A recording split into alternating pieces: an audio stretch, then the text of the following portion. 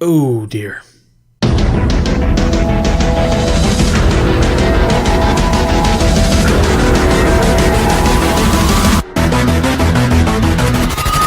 Oh my, I haven't seen a port get so slammed in a long time. So as the title and thumbnail suggest, today we're taking a look at Ark on the Switch, which I have had plenty of time to sink my teeth into.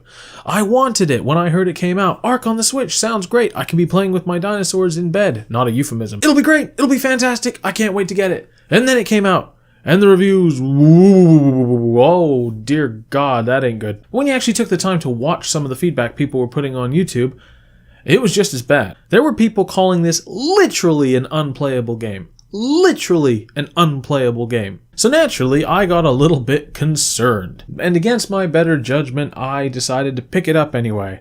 Reviews be damned, I said. I just want to have it in portable mode so I can play it in bed or on an airplane. Fair enough, I mean that version of the game already exists on mobile, but we'll get to that. So my fine people, with more than 20 hours personally logged on to Ark on the Switch, it's time to take a look at my findings. And it's easiest to break things down segment by segment, so let's start right from the bottom. Literally, adverb, in the literal or strict sense, in a literal manner, word for word. Actually, without exaggeration or inaccuracy. Jokes aside, I find that this word gets used a little bit too easily when it comes to games. For example, most of the games you see getting review bombed are called literally unplayable, and in most cases, this isn't true.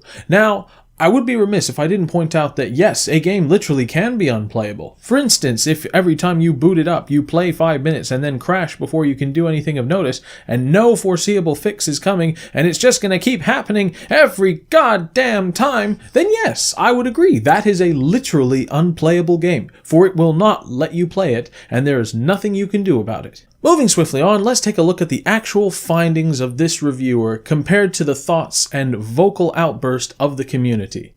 First off, it is ugly. Oh my goodness. This is one of the most watered down, ugly video games I've ever seen. The textures are usually non-existent, and when they aren't, they are blurry. The whole thing could easily pass for watercolor design, and yet it's still trying to be sharp textured. Well, not on the Switch it isn't. In my opinion, once shrunk down to handheld mode, you don't notice this as much, but chuck it up on your loyal 4K monitor and oh boy, get the sick bucket ready because that is ugly. And don't even get me started on nighttime. If you see anything at all, you will see ugliness. And as you look around, you'll notice something that the game kind of loads in around you at all times. Major pop-in, some of the worst I've ever seen. And you can even see on the edges of the screen that the game just simply isn't loading properly. And everything it's showing you is a product of what it thinks you can see. If you turn too quickly, you can catch it with its trousers down. Gotcha. So point one will definitely have to be in full agreement with the critics. My goodness me, what an ugly port. We're not even talking about sub HD. We're talking about something closer to 240p. Yeah, that bad. But visuals aren't everything when it comes to a game. Item number 2. The game actually runs. Yeah, funnily enough, the game actually runs fairly well. As someone who played a lot on the Xbox One and also the Xbox One X, I can say this isn't running that badly. Frame rate's not great, but it's not great on any console platform. Hell, even on high-end PCs, you'll still see some serious optimization issues. This is a well-known problem, but it's okay because they've already moved on to their next project. But I digress. My experience with this game has been one of buttery smoothness compared to what I expected I would get. It runs just fine. You're still prone to the occasional hitch and the odd bit of stuttering here and there, but nothing that the Xbox didn't also offer up. While the visuals resemble street pizza, there's nothing that can be said against the performance of the game itself, considering the hardware it's running on. So that one I disagree. The game actually runs pretty well, compared to what you would expect it to do. If you can get it on a different platform, and it runs better, why not do that? Item number 3. Why would you get this on the Switch? You can get this on the Xbox One or the PlayStation 4 or your PC and it will run better. Hell, I've been informed that if your phone has the chops for it, it can actually run really well on mobile. And this will undoubtedly be the worst version of the game you can get, hands down. Even the original Xbox One and all of its shortcomings can still make the game look less ugly than the Switch. Again, critics, you're right on the money there. And speaking of the money, there is one more issue that has to be addressed, which of course is item number 4. The price is insane. At the time of this review, this game costs £45.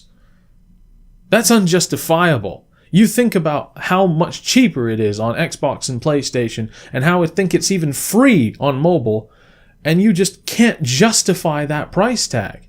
But don't worry, I'm led to believe that it won't stay at that price for very long, because nobody's bought it. And why should they? The reviews have been horrible, and in many ways rightfully so. Just think of what games you could be playing with that same £45. Red Dead Redemption 2, for example. Or maybe Breath of the Wild. Hell, you could probably pick up Super Smash Bros. Ultimate for that. And for a fraction of the price, you could get a game like The Witcher 3. There's no way I can excuse the pricing. Bad Nintendo. And I think that just about covers every point I wanted to make about Ark on the Switch today. Yeah, the critics are really hitting this hard, and they're justified in doing so. However, I love a challenge. And there are some variables in this whole review that must be discussed. Variable number 1. The game is still a lot of fun. Oh yes, if you simply have never played Ark before, this is still a very fun game. If you sat down for the long haul, you'll be there for hundreds of hours as you try and tame the most ferocious beast, build the most amazing fortress, and equip the most awesome gear. Takes time, takes farming, takes a lot of patience. And you will find that your hours are just bleeding out of you as you play this game. It's very good, and I've always thought so. But why should you get it on the Switch? Variable number 2. If you're considering buying this for the Switch, you already have one goal in mind, and that's to play it in portable mode. With the exception of people who only own a Switch, don't own a PC or an Xbox or a PlayStation, then there is only one reason why you would be considering this for the Switch, and that's portable. Oh, but what about the mobile? It's free and it runs pretty well. True, it does. However, touchscreen controls may not be everyone's cup of tea. But fatal! You could get a controller peripheral for your phone. Yes, my friend, you could. But for me, at least, that defeats the purpose of wanting to game on my phone in the first place. If I have to carry that on the bus, or the train, or an airplane, with an attachment to it, I might as well be playing on a portable, dedicated console, like the Switch. And in that regard, yeah, this is still the best version of mobile play. Not because the mobile version isn't a better optimized version, but because, in my opinion, touchscreen controls for a game like this, they're just not gonna cut it. And if I'm gonna go out and get myself a cheap peripheral for the damn thing, well, what was the point?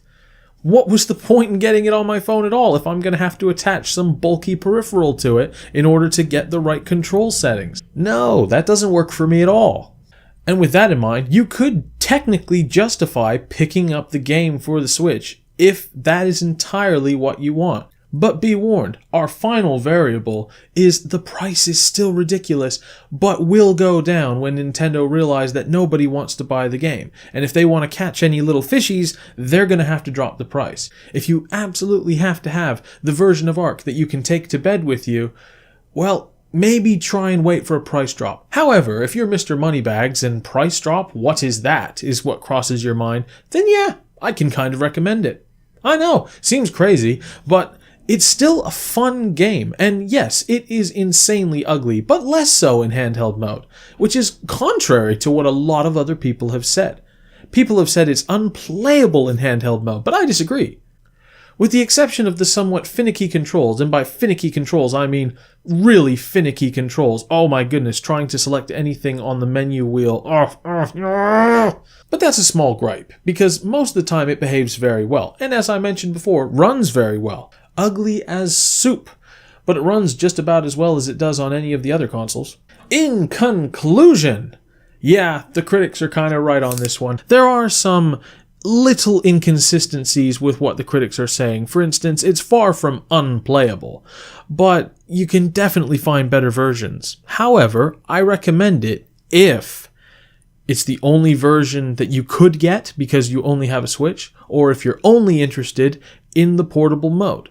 Because if you're buying it for your Switch to play on your television in docked mode when you already have an Xbox or a PlayStation or capable PC, I have to ask myself, what's wrong with you? However, if portable mode is the game, then I kind of recommend it. But seriously, let's have a price drop, Nintendo, because £45 is a hell of a lot of money for this addictive bowl of sludge. Thank you guys for joining me for this brand new segment on my channel. I hope you enjoyed it. I hope you found it informative. Are you one of those people who've been thinking, ooh, Ark on the Switch, can I justify it? Is it as bad as everyone says? Truthfully, no. It is very, very bad, but it is far from unplayable. That is the kicker. So, in regards to the people saying it's literally unplayable, puck the critics, because that's a load of nonsense. It's far from unplayable. It's very playable and very fun.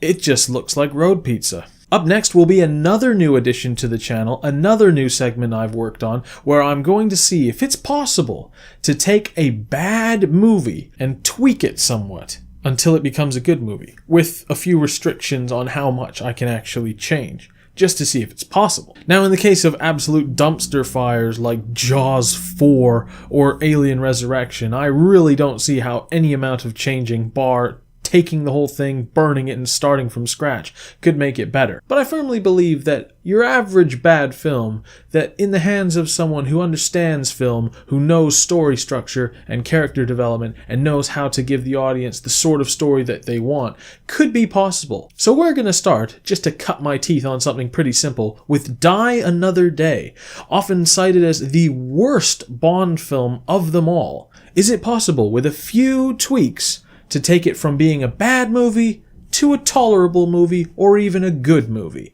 We'll find out next time on the channel. But thank you guys for watching this video, and if you liked it, tear that like button limb from limb, and if you want to be among the first to be notified of new content on the channel, go ahead and slam that subscribe button and ring the bell, and I will see you guys next time.